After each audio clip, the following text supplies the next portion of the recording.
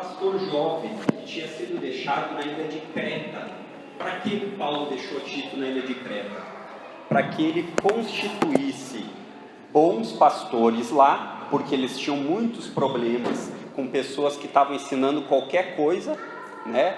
Uma carta escrita 2000 anos atrás, tão parecida com os nossos dias, né? E também para que aqueles que estivessem dentro do contexto da igreja tivessem vidas condizentes com o que o Evangelho ensina. Então foi para isso que Paulo escreveu essa carta a Tito. Ela é chamada de carta pastoral, junto com 1ª e 2ª Timóteo, que são as cartas que antecedem a Tito. Por que elas são chamadas assim? Porque elas foram diretamente escritas a pastores, cartas pastorais, a Timóteo e a Tito. Mas é importante da gente saber que, sem sombra de dúvidas, Paulo não escreve essa carta para Tito ler ela sozinho dentro do quarto dele. A intenção de que Paulo, quando ele escreve essa carta, é para que ele lesse essa carta junto com a igreja. Então, por que a gente sabe disso? Como a gente sabe disso? No mundo antigo, era muito comum, antes de nós escrevermos alguma coisa, fazermos saudações e nos auto-intitularmos os escritores, né? Mais ou menos hoje a gente manda um e-mail e no e-mail vem lá, fernandodidomenico@outlook. Então hoje é assim, mas naquela época não tinha e-mail. Então eles escreviam cartas e colocavam quem eles eram e por que eles estavam escrevendo essas cartas. Paulo, quando ele escreve essa carta para Tito, é a carta que ele faz a maior saudação, colocando as suas credenciais. E nós vamos ver um pouquinho por que Paulo faz isso. Principalmente pela característica de que naquela época, essa igreja em Creta, ou essas igrejas em Creta, que Tito tinha sido deixado para organizar, tinham muitos problemas, com imoralidade, falsos ensinos. Então Paulo, ele escreve essa carta com esse intuito, encorajar Tito e para que Tito também expusesse essa carta para todos. Então, eu queria chamar a atenção de vocês, antes de nós fazermos a exposição propriamente do texto, a maneira como Paulo faz essa saudação. Vocês notem no verso 1, e é importante vocês ficarem com suas Bíblias abertas, porque nós vamos viver entrando na Bíblia, porque essa é a intenção do culto a Deus, aprender a palavra de Deus. No verso 1, ele diz assim: Paulo, servo de Deus e apóstolo de Jesus Cristo. Paulo, ele está fazendo a apresentação das suas credenciais. É porque Tito não o conhecia? Claro que não. No verso 4, ele vai dizer a Tito, verdadeiro filho, segundo a fé comum. Ou seja, Paulo e Tito compartilhavam da mesma crença. Os dois acreditavam em Cristo Jesus. Então, ele usa essa expressão justamente para ficar claro quem era Paulo e o que ele deveria apresentar para aquela igreja que ele estava lendo a carta. Então, as suas credenciais, ele diz primeiramente, servo de Deus. A ideia de servo, aqui que Paulo usa, a gente pode entender de duas maneiras no Novo Testamento. Primeiramente, Paulo faz um uso que era muito comum dos profetas do Antigo Testamento. Os profetas falavam em nome de Deus, então eles estavam a serviço de Deus, e isso os tornava servos de Deus. No Antigo Testamento, Isaías, quando vai falar sobre Cristo, ele diz que Deus fala: eis aí o meu servo amado, em quem eu tenho alegria. Então, num sentido, era um sentido restrito de ofício. Alguns eram destinados a ser servos diferentes do que nós somos servos hoje. Por exemplo, hoje esse termo servos, em boa medida, serve para cada um dos cristãos que estão aqui. Todos devem ser servos de Deus, mas especificamente nós devemos notar que existe um uso em ofício, como um trabalho, como se fosse o caso de uma profissão. E é exatamente assim que Paulo está falando. Provavelmente Paulo está fazendo isso em contrapartida com aqueles que falavam no verso 10 ali, do capítulo 1, porque existem muitos insubordinados, frívolos e enganadores, especialmente os da circuncisão. Então essa é a ideia. Ele está dizendo: eu sim sou servo, diferente daqueles que se dizem servos. E o termo que Paulo usa aqui, ele provavelmente faz isso com essa ideia, deixar claro: eu estou escrevendo essa carta com autoridade. E também a ideia de servos ela era muito usada no Novo Testamento com a ideia de escravos. Por quê? Porque vocês devem lembrar, ou se não lembram, vou refrescar a memória de vocês, no tempo do Império Romano, a escravidão era uma coisa muito comum. E até mesmo entre o povo judeu, entre eles existia esse serviço de servo, e não necessariamente era uma coisa vista com maus olhos. No entanto, aqui Paulo faz o uso disso para dizer assim: eu sou servo, eu sou escravo de Deus, diferente daqueles que são escravos de homens. Eu sou servo de Deus. Então, isso é o que Paulo faz. Ele declara que ele é servo e ele também é apóstolo de Jesus Cristo. Em outras palavras, irmãos, Paulo, ele está declarando que ele é um homem a serviço de Deus. Mas ele está declarando que ele não é simplesmente um homem a serviço de Deus, ele tem uma tarefa a ser cumprida. E ele fica mais ainda forte, essa declaração dele, da credencial, quando ele usa a palavra apóstolo. Por quê? Porque ali a gente vai ver que Paulo está se relacionando tanto como um servo humilde, que se submete a ordens de um senhor, quanto ele é apóstolo. E o apóstolo, ele tem autoridade de ensinar de acordo com o que Deus fala.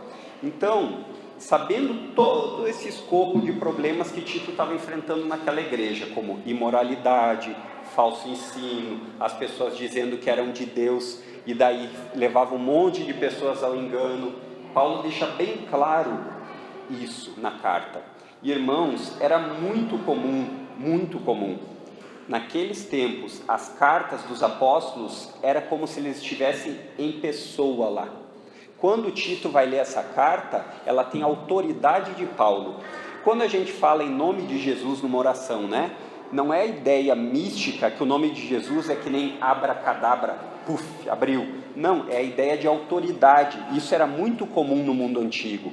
Então, por exemplo, quando a gente vai ver um filme que nem o 300, que a maioria deve ter visto, quando o emissário do Astaxerxes vem falar, ele manda um envio, um emissário, e ele fala em nome do rei. É essa a ideia que Paulo quer dizer como apóstolo. Ele tinha autoridade dada pelo próprio Cristo. Então, esse seria um dos motivos suficientes para nós dizermos que a Bíblia está completa. Não existem novos anúncios na Bíblia, porque o que os apóstolos escreveram está vivo para nós, através dos seus escritos. Então, aqui nós já podemos ver uma característica marcante nos nossos dias. Paulo, ele se declara como servo e apóstolo. O servo a gente viu que tem dois sentidos, de escravo e também de serviço. E a ideia de apóstolo é curioso porque muitas vezes a gente não sabe o que era um apóstolo. O apóstolo de Cristo era uma pessoa que recebeu ordem direta de Cristo fisicamente, não numa visão ou num sonho. O Senhor Jesus tinha que ter aparecido para ele fisicamente e dito: você vai fazer isso.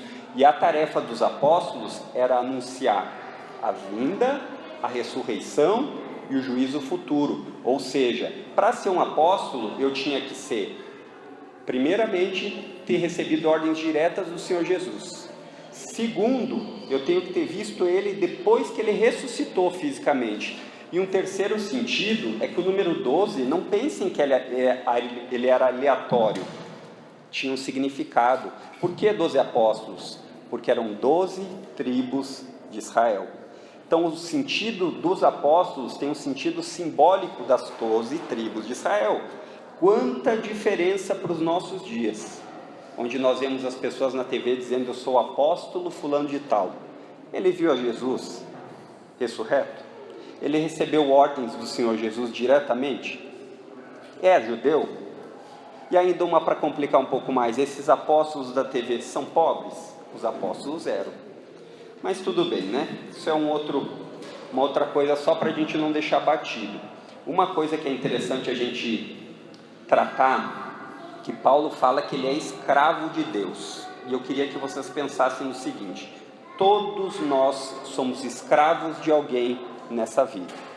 Ou vai ser do dinheiro, ou dos ídolos, ou do sucesso, ou do conforto.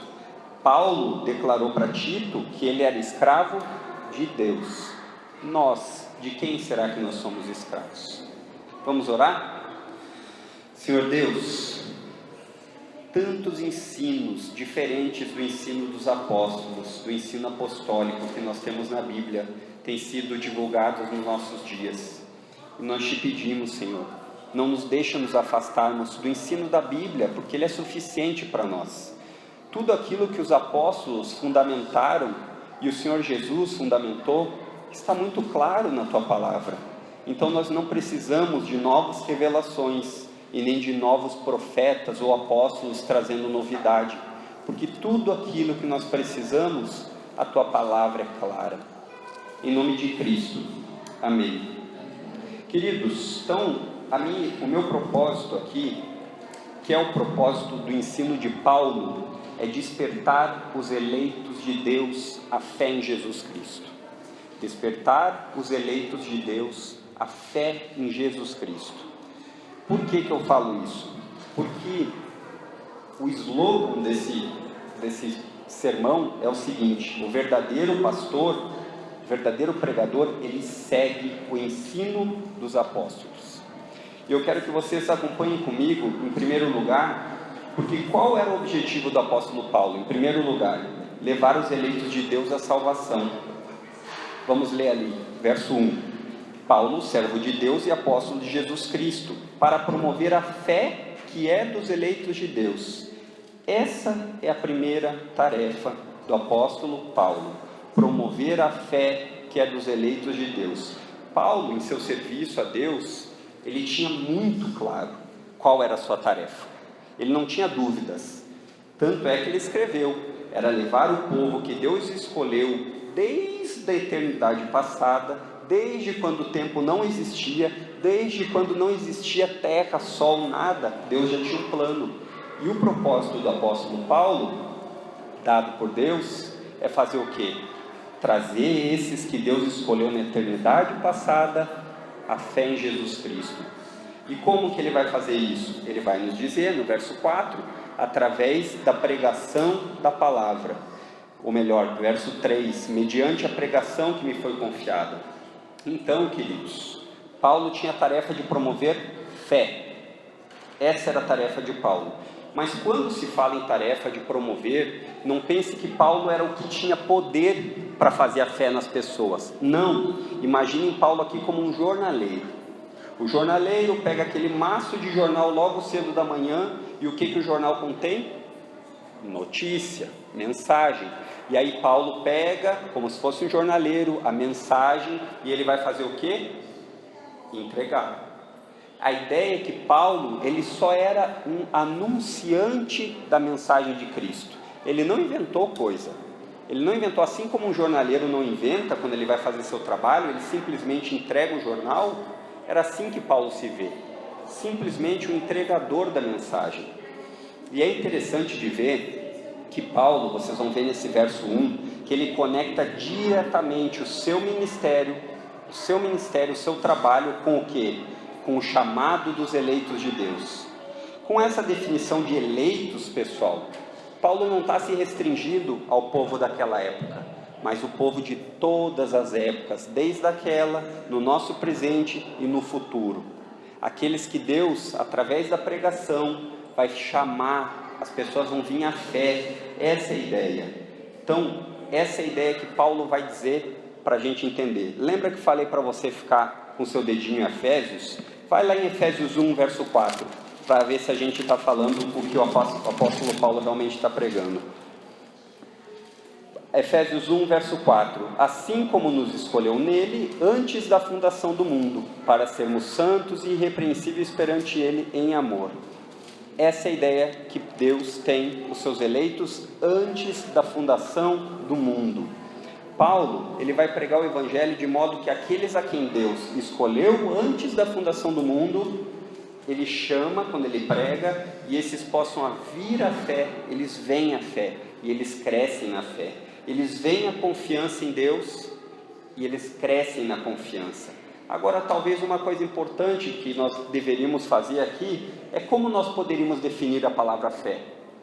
Não é verdade? Porque muitas vezes, fé tem vários sentidos nos nossos dias. Mas vamos se ater ao que Paulo está dizendo no texto.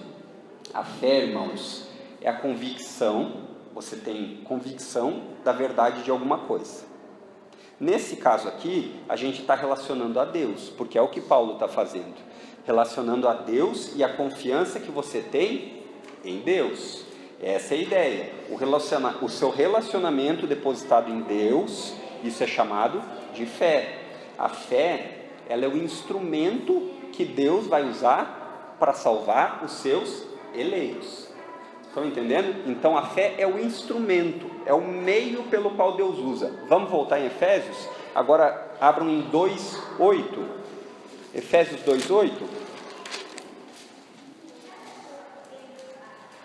Efésios 2:8. Falei para ficar com o dedão, né? Vai ficar mais fácil. Se nós não ficar com o dedão, nós vamos correr longe. Vamos lá. Porque pela graça sois salvos, ou seja, Deus em favor, graça sois salvos, mediante a fé.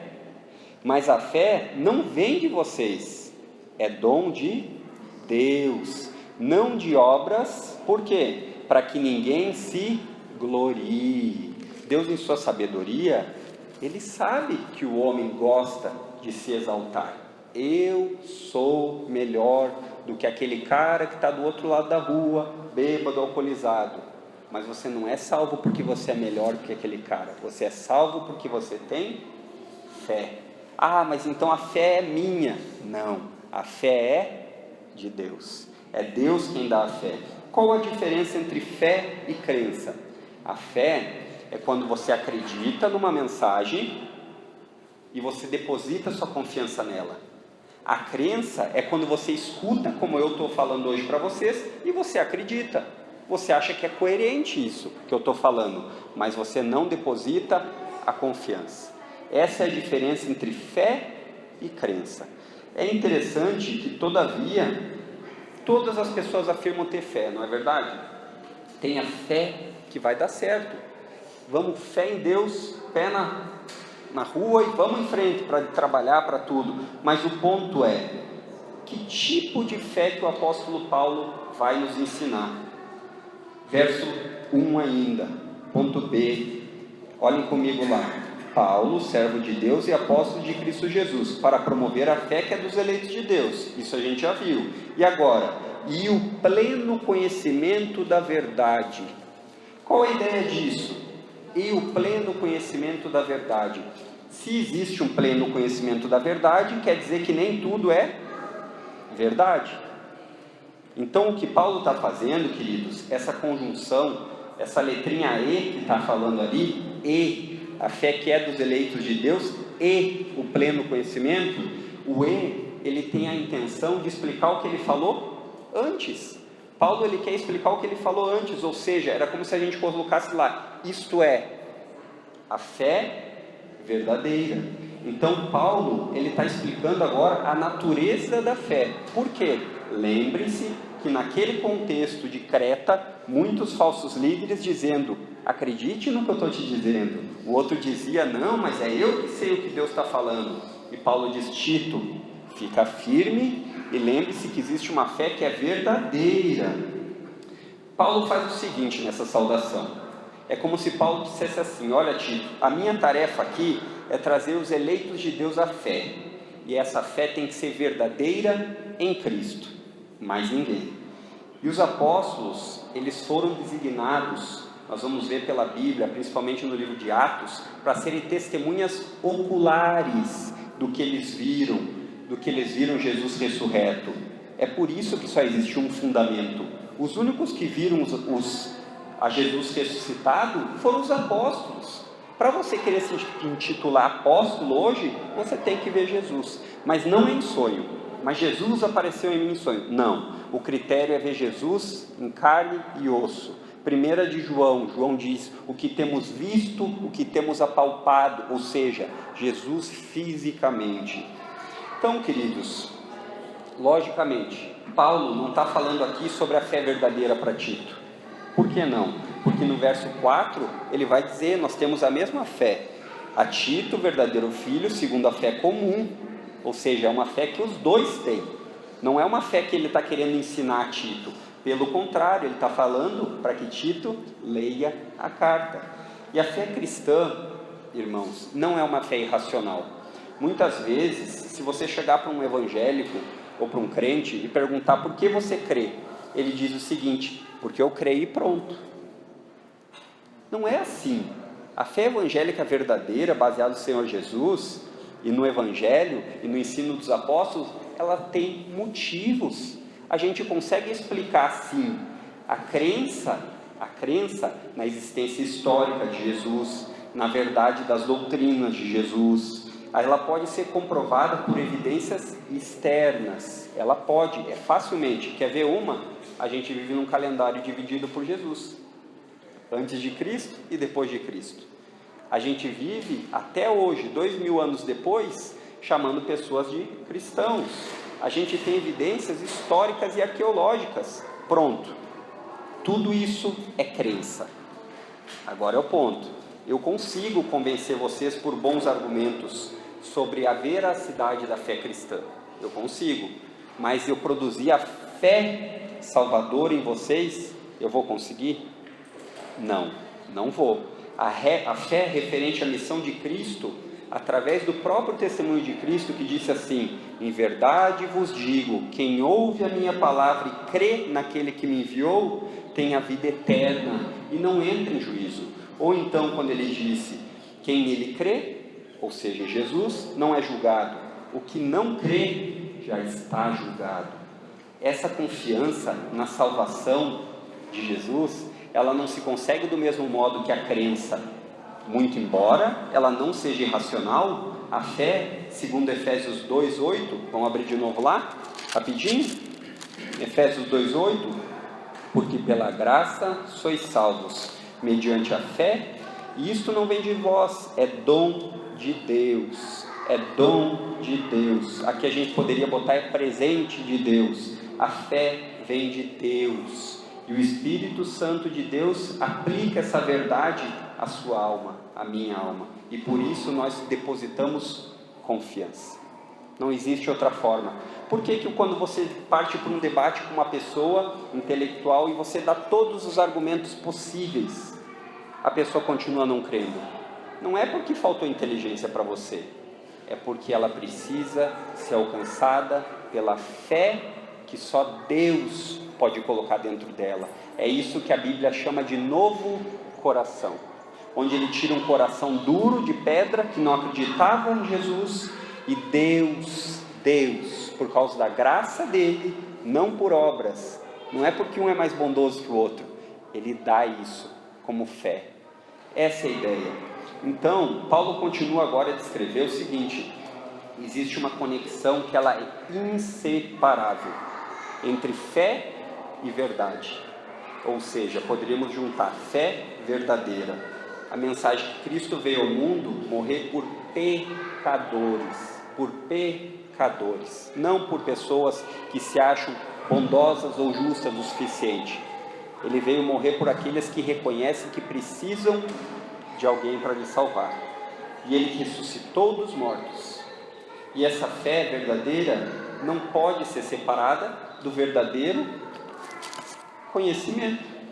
É muito claro e lógico. Como a fé pode ser verdadeira se ela vier das Escrituras?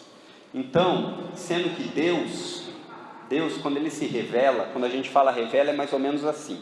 Pense no dia que você foi conhecer sua esposa ou seu esposo, ou alguém que você gostou. Você se apresentou. Em outras palavras, você poderia dizer que você se revelou. Quando Deus fala que Ele se revelou, quer dizer que Deus se apresentou a nós através da Bíblia. Sendo assim, a Bíblia é a única maneira confiável para nós sabermos o que é verdade. Outras referências que Jesus fala sobre isso: tua palavra é a verdade, João 17:17. Ou então Jesus disse em João 14:16, Jesus dizendo: eu sou o caminho, a verdade e a vida. Se Jesus disse que Ele é o caminho, a verdade e a vida, então Jesus não disse eu sou um dos caminhos ou uma das verdades. Para que nós tenhamos essa fé que o apóstolo Paulo está falando, só existe um lugar para depositar. Queridos, a fé que salva, quando a gente fala em salvação, nós estamos falando aqui salvação de condenação eterna. A Bíblia diz que quando nós morremos tem 2 caminhos. É bem simples, é muito claro. A gente que complica, né? Mas a Bíblia diz, quando você morre, ou você vai para o céu, ou você vai para o inferno. Eu não acredito nisso. Ah tá, mas você não acreditar nisso, não muda nada. A Bíblia continua dizendo que existe o céu e existe o inferno. Esses são os 2 possíveis caminhos que nós vamos. E esse é o ponto. A fé que salva, ela resulta de um entendimento correto da mensagem apostólica. O que quer dizer apostólico? Dos apóstolos. Então, em contraste com o quê? Com os falsos mestres que eram defeituosos na verdade. Olhem comigo no verso 10 do 10 e do 11. Porque existem muitos insubordinados, palavradores frívolos, enganadores, especialmente os da circuncisão. É preciso fazê-los calar, porque andam pervertendo casas inteiras. Aqui ele diz agora o que eles pervertem, de que forma? Ensinando o que não devem por torpe ganância. Ou seja, Paulo está fazendo um contraste entre o ensino verdadeiro, que leva à salvação em Cristo, do ensino falso, que leva para o inferno por ganância daqueles que ensinam, por causa de dinheiro. Então, essas pessoas, elas estavam desenvolvendo suas próprias verdades, como nós fazemos nos nossos dias. Nós desenvolvemos um plano até Deus perfeito. Olha, se eu faço isso aqui, beleza, mas no final das contas, Deus vai me botar numa balança e pesar pontos bons, pontos ruins, e agora nós vamos ver como que vai ser. Não é assim. Nós somos salvos pelo depósito de confiança em Jesus, e o nome disso é fé. Não existe outra maneira. E esse é exatamente o que Paulo contrasta no verso 13, que ele diz o seguinte: tal testemunho é exato. Ele está falando do que os cretenses são, que eles são mentirosos, que eles não querem nada com nada, que são realmente preguiçosos. E ele vai dizer assim, ó: portanto, repreende-os severamente, para que sejam sadios na fé. Era uma fé doentia, era uma fé que precisava de remédio. E nós vemos aqui que o ensino realmente que precisa de remédio, e o único que pode fazer é o Evangelho. Será que nos nossos dias nós enfrentamos algum tipo de fé doente, como Paulo afirmou a Tito? O que vocês acham? Não, né? Graças a Deus não tem igreja que ensina coisa diferente da Bíblia. Graças a Deus, não. Graças a Deus que Deus ainda preserva os seus eleitos, porque se fosse colocar nas nossas mãos a salvação, todos nós estaríamos perdidos, porque nós queremos Deus do nosso jeito. Mas não é assim que funcionam as coisas. A salvação, irmãos, a Bíblia diz que ela vem pelo ouvir. Ouvir o quê? A palavra de Deus. A gente ouve a palavra de Deus, a fé é gerada dentro de nós e nós somos salvos. Só que, se nós escutarmos conto de fadas, fábulas, piadas ou coisas do tipo, não vai salvar, mesmo que seja sincero. Eu não estou dizendo que existem muitas pessoas que fazem isso. Eu acredito que muitas delas, elas são sinceras, mas elas têm uma fé doentia, mesmo doente, mesmo que sejam sinceras. Deixa eu perguntar para vocês o seguinte: uma pessoa é sincera na sua fé, ela realmente acredita. A gente viu que a definição de fé é confiança verdadeira, certo? Então, a pessoa realmente acredita que ela pode ser salva através da Aparecida. Ela acredita, e ela é confiante nisso, e ela é sincera. Eu não estou falando mal da sinceridade da pessoa, ela acredita nisso. Ou então, quando ela faz algum tipo de simpatia para Santo Expedito, ela é sincera. Eu não estou aqui tratando da sinceridade, eu acredito que essas pessoas são sinceras, mas o ponto é, salva, segundo o que a Bíblia ensina? Não salva, não salva, porque Jesus disse que existe um caminho, uma verdade que leva à vida. Então, deixa eu dizer para vocês o seguinte, uma outra coisa que a gente pode entender, uma ilustração aqui talvez ajude. Vocês imaginam que a pessoa está doente, ela tem câncer, e um câncer muito grave, e ela precisa de tratamento. Aí ela vai para onde? Para o hospital, logicamente. E aí ela encontra um médico gente fina, querido, e ele receita para o câncer dela aspirina. Mas ele é muito sincero, ele realmente acredita que a aspirina vai fazer efeito. Agora eu pergunto para vocês, vai ajudar no tratamento? Não vai, porque a sinceridade dele não é o que está em jogo aqui, e sim o método certo de tratamento. Ou então, deixa eu dizer uma coisa mais comum até, muitas pessoas têm a crença em Jesus verdadeira, mas se ela achar que Jesus, por exemplo, é um anjo que desceu do céu e que não era realmente Jesus só, ele era um anjo, e ela acredita nisso, e ela é sincera nisso, essa pessoa vai ser salva? Não, porque Jesus não é um anjo, Jesus é Deus, esse é o ponto.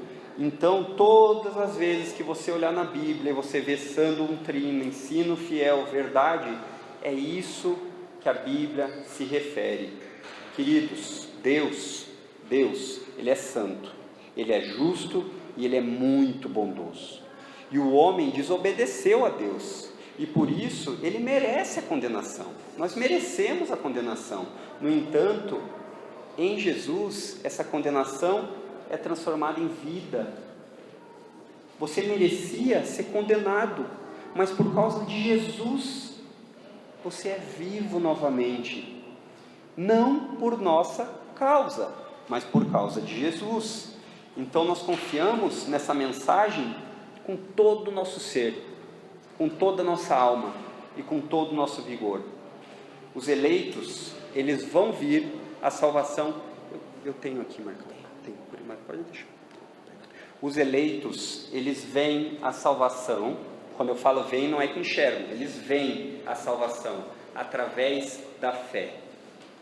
E o meio utilizado para Deus trazer os seus eleitos é a fé verdadeira sobre Cristo e a sua pessoa. A fé que nós precisamos ter, olha só que curioso isso, né? Talvez você nunca tenha pensado nisso, mas a fé que você precisa ter é fora de você, ela não está em você. Você precisa depositar sua fé em outra pessoa. Não é o poder da sua fé que lhe salva, é a confiança em Jesus. E é aí que mora a diferença entre todas as religiões e o cristianismo. Todas as religiões falam a mesma coisa. Dependendo do jeito que você vive, você vai ser salvo. O Espiritismo vai falar que você precisa praticar boas obras para ser salvo. Vai ter uma balança. Budismo, mesma coisa. O próprio judaísmo também vai acreditar em boas obras, seguir os mandamentos corretamente. E aí, o cristianismo diz assim: você é incapaz de ser salvo por si mesmo. Olhe para o outro, olhe para o crucificado, olhe para aquele que morreu na cruz para lhe salvar, e assim você vai ser salvo. Essa é a diferença. Nós somos salvos pela graça de Deus, a graça de Deus é o favor de Deus, por meio da fé em Cristo. Essa é a ideia. O verdadeiro pastor, ele segue o ensino apostólico. Primeiro, levar os eleitos de Deus à salvação pela fé que é em Cristo. E o segundo ponto que nós aprendemos, que o verdadeiro pastor segue o ensino apostólico, é que ele leva os eleitos de Deus à santidade. Acompanha comigo agora a continuidade do verso 1. Vou partir do ponto B ali. Bom, vou ler de novo, ponto B, nem todas as Bíblias têm. Paulo, servo de Deus e apóstolo de Jesus Cristo, para promover a fé que é dos eleitos de Deus, e o pleno conhecimento da verdade, segundo a piedade. Segundo a piedade. A ideia aqui, irmãos, é que a piedade poderia muito bem ser tratada aqui como santidade. Aqui o termo, ele se intercala, é o que qualifica a fé verdadeira. Vou usar um exemplo aqui para a gente entender. O funcionário exemplar de uma loja, por que ele é considerado exemplar? Porque ele demonstra isso em suas atitudes. Ou o jogador de valor, que as pessoas dizem, esse joga muito, seja no esporte que for. Por que ele é de valor? Porque na hora de jogar ele é eficaz, eficiente. Em contraste aqui com a maneira dissimulada e moral que a carta vai apresentar no capítulo 2, porque a piedade, ela se representa justamente uma vida que entendeu aonde está sua fé. Essa é a ideia. Em última análise aqui, a fé verdadeira que Paulo quer dizer é o seguinte: o desejo daquele que foi conquistado pela fé verdadeira, pela fé que salva, esse desejo, ele produz no homem ou na mulher o desejo de honrar a Deus em todas e qualquer circunstâncias. Quer dizer que nós vamos ser perfeitos? Não, mas quer dizer que você deseja. 1 Coríntios 10:31, quer coma, quer beba, ou faça qualquer outra coisa, faça tudo para a glória de Deus. Paulo está usando aqui exemplos muito simples. Quem precisa comer? Todo mundo. Quem precisa beber? Todo mundo. Então aqui nós poderíamos dizer, no seu casamento, faça para a glória de Deus. No colégio, faça para a glória de Deus. Por quê? Porque você foi conquistado por uma fé verdadeira que salva. É exatamente isso. Quando nós entendemos a mensagem da cruz, do Evangelho, depositamos nossa fé com confiança em Cristo, a nossa vida muda. Antes nós éramos escravos do pecado, agora nós somos escravos de Cristo. Existe uma diferença considerável aqui. Agora nós não somos mais guiados pelo pecado. Não é mais o pecado que nos diz como nós devemos viver, mas é o Espírito de Deus. Novamente, agora vamos abrir lá em Efésios 2:8, para vocês verem a conexão que Paulo vai fazer. Agora é a segunda parte do verso 8. Porque pela graça sois salvos, mediante a fé. E isto não vem de vós, é dom de Deus, não de obras, para que ninguém se glorie. Então Paulo está dizendo aqui que não tem obras. Não, continua ali. Pois somos feitura dele, criado em Cristo Jesus para as boas obras, as quais Deus de antemão preparou para que andássemos nelas. Queridos, não tem como nós separarmos uma vida de santidade de uma fé verdadeira. Como nós temos aprendido com o pastor Fernando em Tiago, as obras da nossa vida, elas são uma expressão externa de algo que está acontecendo internamente. É uma coisa que Deus vai chamar de novo nascimento. Quando Deus lhe alcança com essa mensagem de salvação, e você diz, eu preciso desse Jesus, porque eu sou realmente um pecador. Quando você realmente é alcançado por essa mensagem, é automaticamente e progressivo, ou seja, continua você desejando viver uma vida santa. Depois vocês podem olhar do lado de lá do muro, tem lá um cartaz que chama Ordem da Salvação, e lá é curioso que diz exatamente os passos que acontecem nossa salvação, e vocês vão ver que a santidade, ela está lá porque ela faz parte. Olha em Tito 1,16, está pertinho aí, está fácil. No tocante a Deus, professam conhecê-lo, entretanto o negam por suas obras, e por isso que são abomináveis, desobedientes e reprovados para toda boa obra. Aqui é o contraste que Paulo vai ensinar a Tito, que existem aqueles que querem fazer as boas obras para Deus, e aqueles que dizem que são de Deus, mas não se importam em nada com as suas vidas, com a sua conduta. É interessante a gente ver que Paulo ele vai gastar o capítulo 2 e o capítulo 3 dessa carta para dizer o quê? Para dizer o efeito prático da fé. O que quer dizer o efeito prático da fé? É o seguinte: você acreditou em Cristo, você entendeu que a mensagem da salvação é para pecadores que se arrependem e que querem ir a Cristo para ser salvos, para morar eternamente com Deus.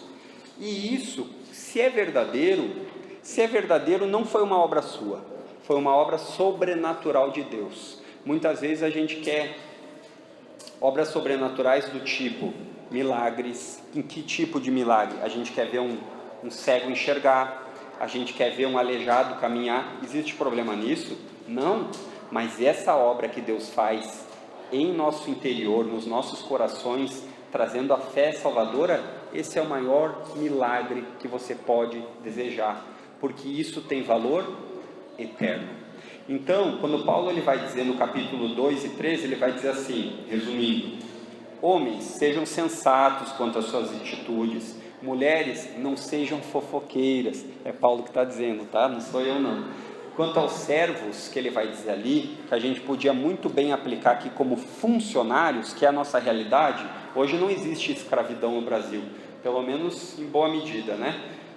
Ele vai dizer os funcionários, vamos colocar funcionários no capítulo 2 e 3, ele vai dizer assim, ó: sejam honestos nos seus trabalhos, para que tudo que vocês fizerem, os donos, ou no caso eram servos, né? Então eram donos, mas os patrões de vocês, enxerguem as atitudes de vocês e eles sejam impactados, eles digam: uau, eles sempre são honestos, eles sempre fazem o que devem fazer.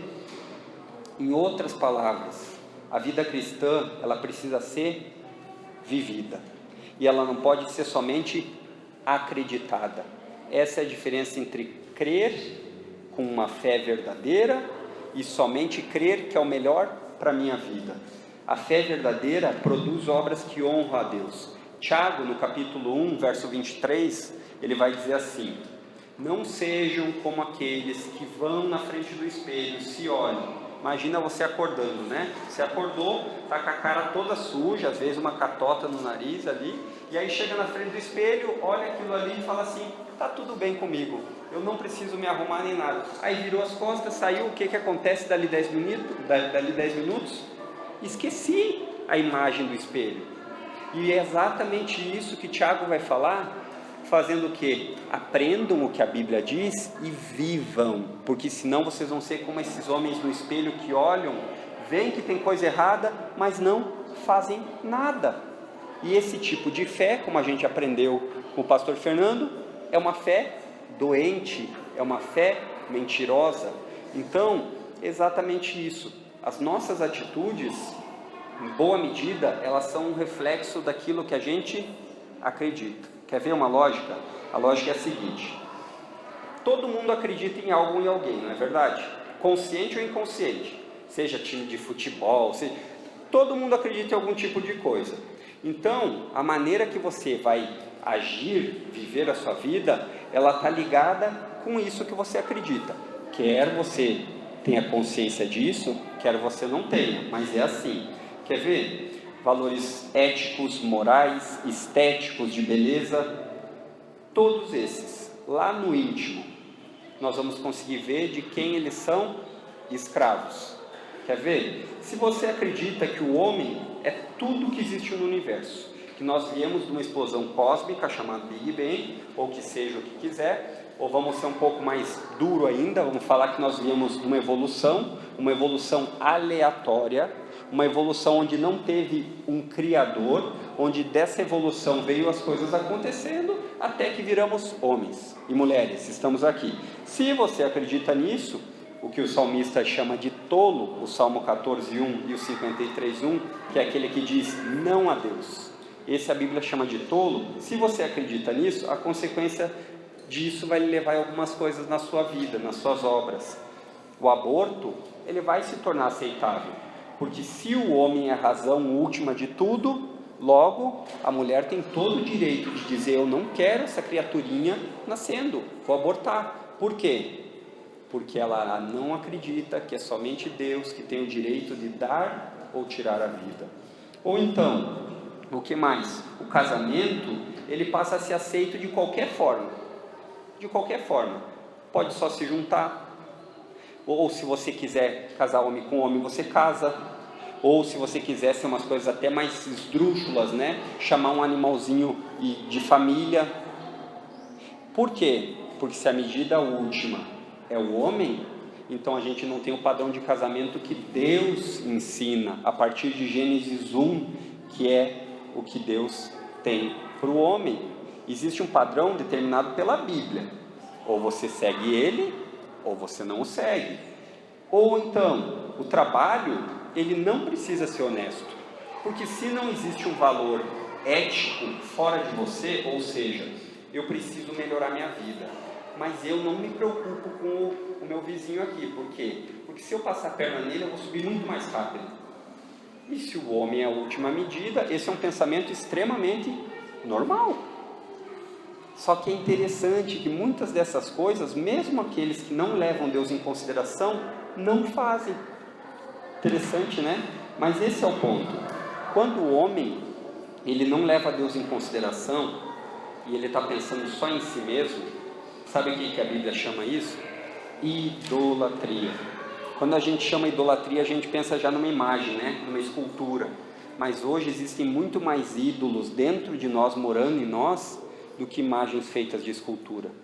Tudo aquilo que substitui o lugar de Deus, a gente pode chamar de idolatria. Ou, usando aqui os termos de Paulo, escravo. Todo mundo é escravizado pelo que lhe domina.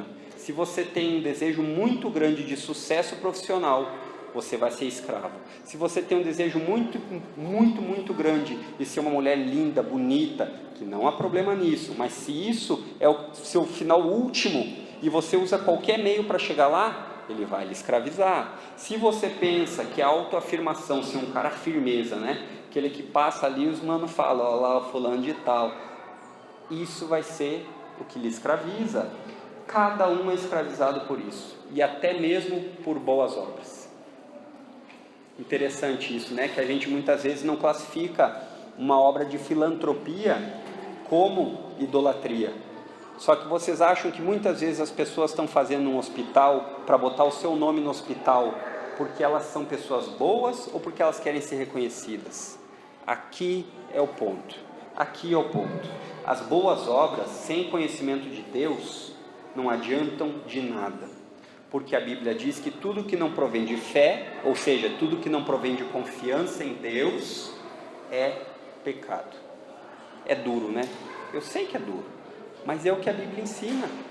Tudo que não provém de uma confiança sua em Deus, é pecado. E o verdadeiro conhecimento sobre Deus está na Bíblia. E esse verdadeiro conhecimento, segundo Paulo nos diz no final do verso 1, leva à santidade. Conseguiram notar a diferença? Agora vamos fazer o seguinte. Pensem agora que a mensagem de Paulo sobre santidade, sobre piedade, termos que poderiam ser intercalados, ela não está baseada no homem, mas em Deus. A régua que Paulo está usando para medir aqui não é a regra do homem, mas é o padrão de Deus. E aí as coisas ficam um pouquinho mais apertadas. Por quê?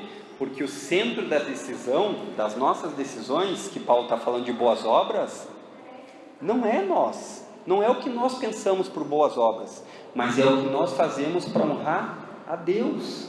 Essa fé que lhe alcançou através da mensagem, ela vai desenvolver santidade, não para ser salvo, não por obras.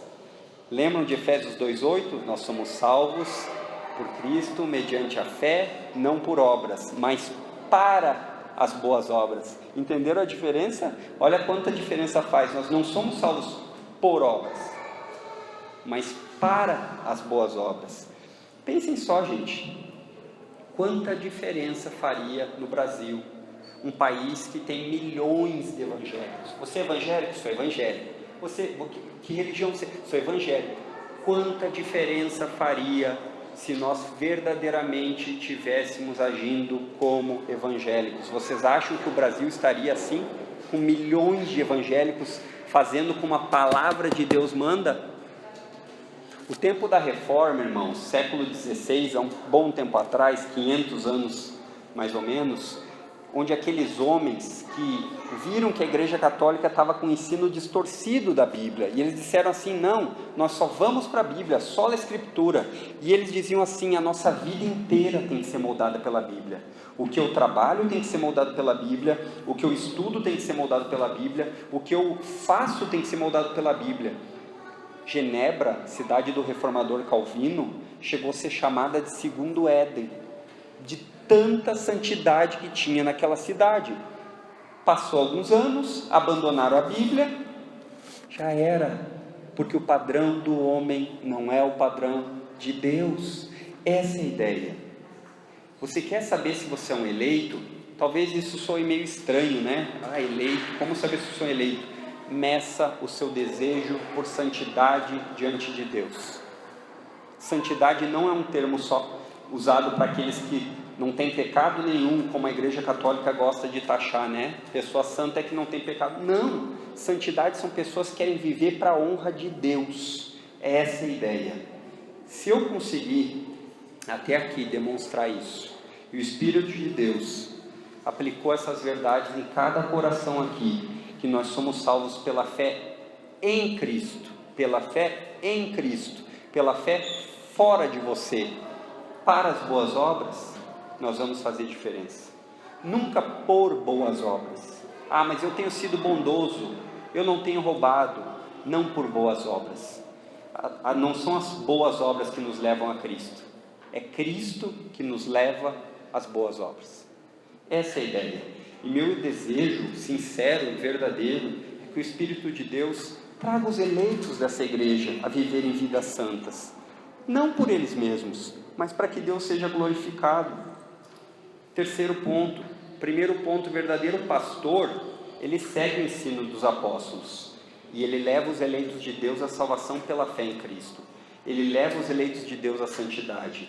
E o terceiro ponto, ele leva os eleitos de Deus à vida eterna, ou poderíamos chamar de glorificação. Novamente, aquele cartazinho lá vai dizer o que é isso.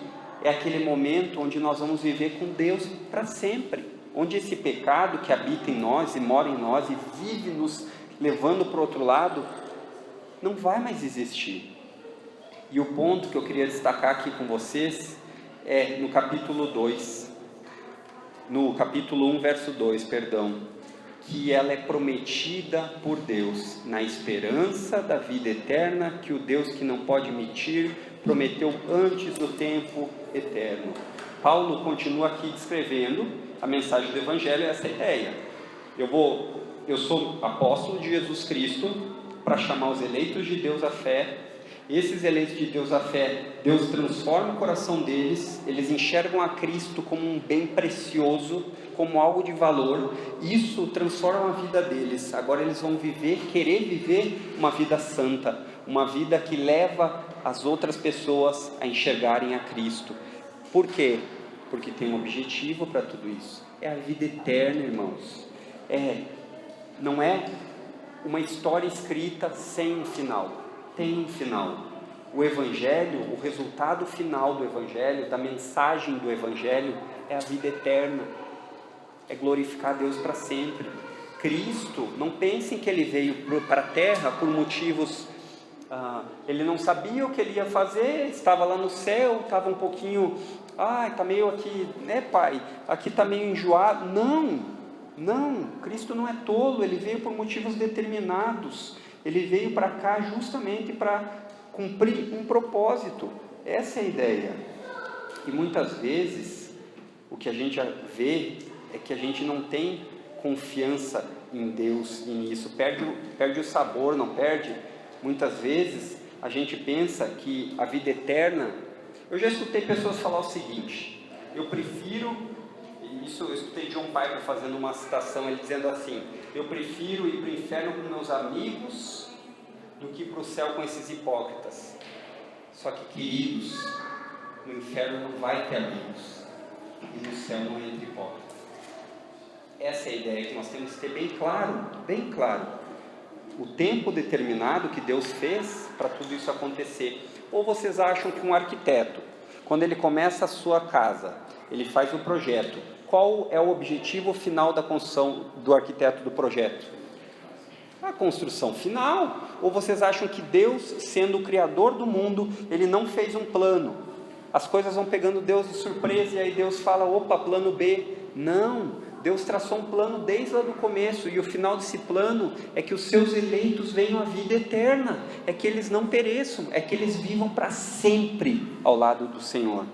Essa é a ideia. Talvez você já tenha feito essa pergunta. Se você não fez, com certeza você já escutou alguém falando: qual o sentido da vida? Para que vivemos? Qual o sentido de estar aqui? Paulo sabia bem esse sentido, e ele diz: O sentido da vida é viver para Deus e sentir prazer nele para sempre. Para sempre. Eu gosto muito sou meio fã do Piper, né? Mas é que realmente ele tem, quando a gente cede ao pecado, é como se a gente tivesse com vontade de comer um sanduíche, ao invés de confiar na promessa de Deus, de vida eterna, que tem uma picanhazona grelhada, cheirando. Estão entendendo? Essa é a ideia. A vida eterna com Deus é muito melhor que essa vida temporária de pecado, que o pecado promete. Não ande com Deus. Ceda seus desejos. Traia seu esposo. Colhe na prova. Tudo isso vai lhe trazer temporariamente felicidade. Então é essa a ideia. E a meditação, irmãos, sobre a vida eterna, ela nos leva tanto a ter um relacionamento mais íntimo com Deus. Por quê? Porque os nossos olhos não ficam só no plano horizontal. A gente vive as nossas vidas à luz do que está para vir. Do que está para vir. A gente vive aqui 100 anos no máximo. Mas existe uma vida depois dessa chamada vida eterna. E se você não depositar sua fé em Cristo nessa vida curta agora, você vai passar a vida eterna longe dele.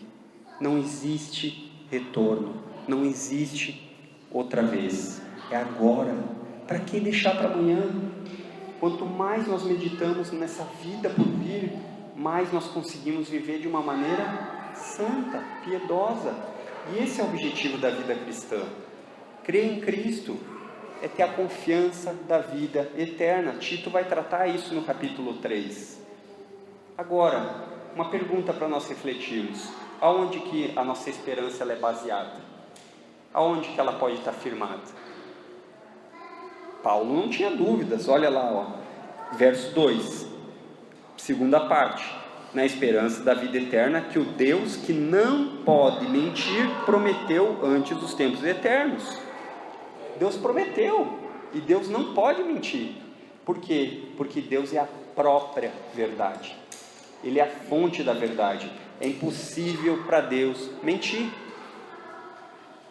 Deus, no plano que Ele decretou, lá no começo, Ele vai terminar. Por que que a gente sabe disso? Porque Deus é poderoso para fazer isso. Deus planejou desde o início o seu plano. E Ele, desde o início, Ele veio cumprindo esse plano. Começou com o povo, primeiro Abraão, depois chamou o povo de Israel, depois veio a igreja, Cristo veio. Deus tem chamado os seus eleitos, e vai chegar um tempo que Ele reuniu todos os eleitos, e aí Ele vai trazer justiça, Ele vai trazer o juízo. Essa é a ideia. Ele diz o seguinte, que eu anuncio o fim desde o princípio, e desde a antiguidade as coisas que ainda não aconteceram. Eu que digo, meu conselho vai ficar firme, e farei toda a minha vontade. Isaías 46:10. Deus não tem dúvidas do plano dele chegar ao fim. Deus não tem dúvida quando Ele promete que vai dar a vida eterna para aqueles que escutam a mensagem e vêm a ela. Salmo 139, ele vai fazer uma descrição, o salmista, que todos os dias da vida de cada um de vocês estão na mão de Deus. Os nossos dias estão na mão de Deus. Ele sabe cada dia, Ele sabe tudo que vai acontecer. Não deixe para amanhã para confiar no Salvador. Não deixe, porque amanhã pode ser tarde. Buscai o Senhor enquanto se pode achar. Paulo, ele quer deixar bem claro para Tito: Tito, o destino final dos eleitos é a vida eterna. Queridos, eu sei que tem momentos que nós prometemos coisas às pessoas. Eu prometo às vezes para minhas filhas, eu tento cumprir na maior parte das vezes, mas existem vezes que eu não consigo. Por exemplo, se eu marcar um jogo de bola com o Ali, e aí quebrei a perna, eu consegui cumprir? Não, tenho a desculpa porque não, mas eu não consegui cumprir, né? Só que para Deus não é assim. Deus não tem nenhum tipo de coisa que vai se colocar na frente dele. Ele prometeu que vai nos guardar até o fim, e Ele é poderoso para fazer. Não existe nada nada que possa tirar os filhos eleitos de Deus da mão dele. Não existem circunstâncias que pode pegar Deus desprevenido. A gente tem, né? Muitas vezes a gente pega algumas coisas desprevenidas, quebra a fechadura da casa e não consegue entrar para dentro. Mas a casa que Deus está preparando para nós está pronta. Deus sabe de tudo isso. E ele disse aqui, Paulo, como dizendo assim: não se preocupem, Deus é fiel para conservar vocês até aquele dia. A gente cantou uma música: quem pode nos separar do amor de Deus? Ninguém. Só que o ponto é, o amor de Deus está em quem? Em Cristo Jesus. Se você está em Cristo Jesus, nada vai lhe separar de Deus. Se você não está em Cristo Jesus, essa condição não se aplica a você. Esse é o ponto. Aquele que decreta o fim desde o começo. Quando você vem a Cristo com essa fé verdadeira, confiando realmente nele, que ele é seu Salvador, nada pode lhe separar. Corra, corra, corra hoje. Não deixa para amanhã. Corra, corra sem medo, como uma criancinha faz quando está com muito medo e corre e grita: pai, mãe. Corra, Senhor Jesus, eu preciso de ti. E tem que ser hoje. Corra. Pensa só, eu estava pensando, uma ilustração talvez ajude aqui. Muitas vezes a gente trabalha o ano inteiro, aguenta alguns ossos, né, dos chefes, muitas vezes não ganha quanto acha que deveria ganhar, é mal remunerado, enfim. E aí a gente planeja aquelas férias com a família. O tempo gostoso, né? A gente pensa, vai vir as férias, eu vou poder viajar, vou entrar na praia, vou ir para a água com a minha filha e tal. Isso é uma delícia. Só que isso acaba. Vai durar 15, 20, 30 dias e vai acabar. Infelizmente vai acabar. Agora, você vai passar perseguição? Sim. Você vai muitas vezes ser tratado mal no seu trabalho? Sim. Você vai muitas vezes ser injuriado? Sim. Agora vamos transformar esse pensamento em Cristo. Ele prometeu, Jesus, que vai nos buscar. Ele prometeu. E se você depositou sua fé nele, ele diz em Hebreus 13, versículo 5: nunca te abandonarei, jamais te deixarei. Nunca te abandonarei. Isso é promessa, ele está prometendo. Só que ele é fiel para cumprir. Ele consegue cumprir. Ele não é como nós que não conseguimos. Você está salvo da condenação do inferno. Você está salvo da separação de Deus para sempre. Nesse tempo chamado eternidade, quem está com Cristo não vai mais ter lágrima, não vai mais ter dor, não vai mais ser afligido por pessoas que querem lhe prejudicar. Apocalipse 21:4 diz assim: Deus limpará de seus olhos toda lágrima, e não haverá mais morte, e não haverá mais pranto, e nem clamor, e nem dor, porque já se foi as coisas passadas. Você só vai ter irmãos lá. Já pensou nisso? Então não se desespere com esse tempo. Não pensa que eu preciso investir todos os meus esforços nesse tempinho passageiro. Não invista todos os seus esforços dessa maneira. Invista seus esforços pensando que vai ter uma vida eterna. Então aplique seu dinheiro pensando nisso. Aplique-se no seu casamento pensando nisso. Aplique-se em estudar no colégio, por mais chato que às vezes possa ser, pensando nisso. Deus merece ser honrado por mim. E para finalizar, irmãos, existe uma maneira que esses eleitos vão vir à fé.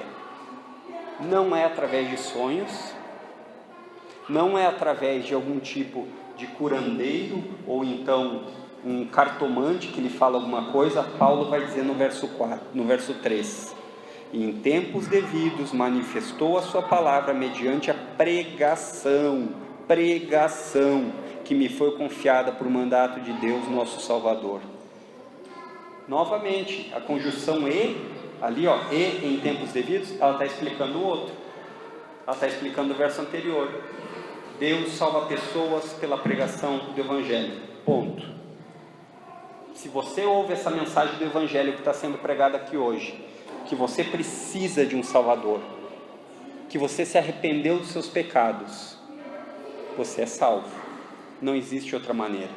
Não é por causa das suas obras. Tudo isso que nós pregamos hoje aqui, irmãos, aconteceu no tempo, aconteceu na história. Não é um conto da Cinderela ou da Tinkerbell, não é. Jesus é real, ele existiu e ele existe. Ele veio na história, ele dividiu o calendário. Nós não estamos falando aqui de uma pessoa mitológica, como os deuses gregos. Nós estamos falando num Deus vivo, que veio salvar pecadores. Isso é o duro, porque humilha nós. Nos humilha saber que nós precisamos ser salvos por outro. E Deus tem os seus eleitos. Jesus disse: as minhas ovelhas ouvem a minha voz. Quando Jesus está dizendo isso, Jesus está dizendo: aqueles que ouvem o Evangelho, através do Evangelho, vão vir à fé, porque eles ouvem e Deus os chama. Eu sei que muitas vezes você pode ter medo, como eu tenho, de falar do Evangelho, de ser ridicularizado. Eu sei que muitas vezes você vai ficar preocupado com gozações, com a rejeição, mas não fique. Um certo episódio, quando Paulo estava preocupado, Deus falou para ele em Corinto, Atos 18:9, fale do Evangelho, porque eu tenho muitos eleitos nessa cidade e eles precisam ouvir. Você quer ser amoroso com alguém? Você quer realmente ser amoroso? Livre a vida dele do inferno, falando do amor de Jesus, falando do que Jesus fez na cruz. Você não vai converter pessoas. Você pode ser o cara mais eloquente, como um político né? O político, na época da eleição, ele sabe convencer pessoas. A nossa tarefa não é essa. Lembram lá do começo do jornaleiro? Pois bem, agora pense em outra. Nós somos como bobos da corte, que o rei, o Senhor Jesus, mandou proclamar uma mensagem. E nós pegamos essa mensagem do rei e nós simplesmente abrimos e falamos: o rei disse, se arrependam dos seus pecados enquanto é tempo, porque o reino dos céus está entre vocês. Se vocês se arrependerem dos seus pecados, vocês vão viver comigo eternamente. Essa é a ideia. Pregue a Cristo, mesmo que você sofra com isso, porque essa é a maior atitude de amor que você pode ter. E para finalizar, irmãos, lembrando, a tarefa do verdadeiro pastor é seguir o ensino apostólico, que é levar os eleitos à fé em Cristo. E a verdadeira fé é só em Cristo. Em quem vocês têm depositado a confiança de vocês? É nesse Cristo da Bíblia que foi pregado hoje? É nele. Só existe um caminho que vai conduzir você até Deus. Por mais que você ache tolice, deixa eu dizer para você, não é. O que nós achamos não vai mudar a verdade. Eu não gosto da Dilma como presidente, mas ela continua sendo a presidente. Se você não quer acreditar em Deus e na sua palavra, eles não vão deixar de ser Deus e sua palavra. Esse é o ponto. É lutar contra, é dar murro em pedra. O segundo ponto do verdadeiro pastor é levar os eleitos à santidade. A verdadeira fé produz frutos. Esse é o ponto. E as nossas atitudes não podem ser separadas. No meu trabalho, eu não sou crente. Na igreja, eu sou crente. Na escola, eu não sou crente. Mas na igreja, eu sou crente.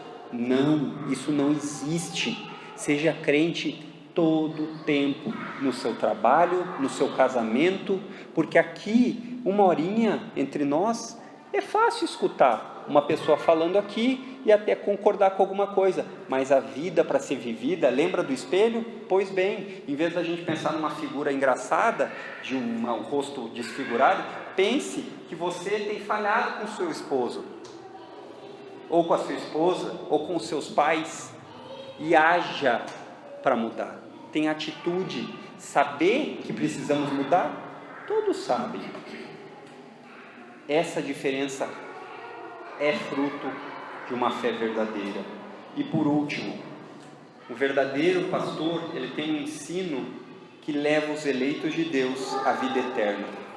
Queridos, a fé verdadeira ela produz um olhar para o que está por vir, para as férias tão merecidas. Ela produz um olhar para o que realmente vai ter valor. Medite nisso. E se você está passando por dificuldades como eu, e como todos nós, cada um tem as suas, tão diferentes, tão particulares, tão diferentes de um para o outro, que às vezes a gente diz, pois é, como é que eu lidaria com isso? Descanse na promessa do Deus que disse, você tem a vida eterna. A vida eterna. Se você está sofrendo agora, é temporário. Se você está triste por algum motivo, corra para Cristo, porque é só nele que a gente pode ter esse conforto e esse alívio. E por fim, queridos, anuncie essa mensagem de salvação às pessoas. Paul Washer diz que a maior forma, muitas vezes a gente fica preocupado com o que vão pensar de nós, né? Mas ele diz que a maior forma não é hipocrisia, mas ele usa a maior forma de falta de amor com as pessoas, é não falar de Cristo.